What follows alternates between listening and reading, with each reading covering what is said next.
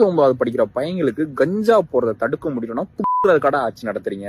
போது அவனுக்கு தலைக்கு ஏறி என்ன பண்றோம்னே தெரியாம அந்த அளவுக்கு வெட்டுறோம். ஒரு நாதாரி மீடியா கூட அதை பத்தி பேசல. காலையில இருந்து ஒரு வீடியோ பார்த்துட்டு எந்த வேலையுமே பார்க்க முடியல, அவ்வளவு வெறியாகுது. அவங்க ஃபுல்லாமே வெறும் 9th 10th படிக்கிறவங்க கஞ்சாவை போட்டுட்டு ஒரு நார்த் இந்தியன் காரனை போட்டு கொடூரமா வெட்டுறாங்க. எங்கன்னா ரயில்வே ஸ்டேஷன் கிட்ட வச்சு அவ்வளவு கொடூரமா வெட்டுறாங்க. அந்த 10வது 9வது படிக்கிற பையங்களுக்கு கஞ்சா போறதை தடுக்க முடியும்னா கடை ஆட்சி நடத்துறீங்க.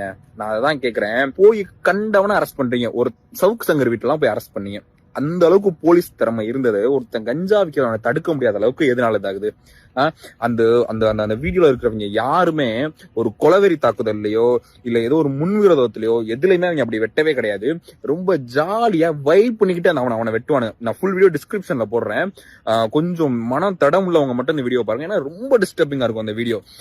அதுல ஒருத்தன் அருவாளை குர்றா, நான் ஒரே ஒரு வெட்டிக்கிறேன்டா ப்ளீஸ்ரா குர்றா. அப்போ அதை ரொம்ப ஜாலியா என்ஜாய் பண்ணி வெட்டுறான். அந்த அளவுக்கு போது அவனுக்கு தலைக்கு ஏறி என்ன பண்றோம்னே தெரியாம அந்த அளவுக்கு வெட்டுறான். ஒரு நாதாரி மீடியா கூட அதை பேசல. பாலிமர் நியூஸ் தவிர எதுலயுமே போட மாட்டேங்கிறான். இந்த திமுக சொம்படிக்கிறவன் அந்த செந்தில், இந்த முக்தர் அலிஃப், அவ யாரு கலியுக கண்ணகி, கனிமொழி, யாருமே பேசல. ஒருத்தன் கூட பேசல.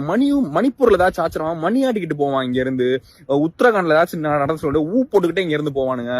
இது தமிழ்நாட்டுல திருத்தணியில ஒரு 3-4 பேர் போட்டு ஒருத்தர் அவ்வளவு கொடூரமா விட்டுறானுங்க. அந்த வீடியோ ஏத்துக்கவே முடியாத அளவுக்கு வீடியோவா இருக்கு. ஒருத்தன் கூட அதை பத்தி பேச மாட்டேங்கிறான். எதுவுமே பேச மாட்டேங்கிறான்.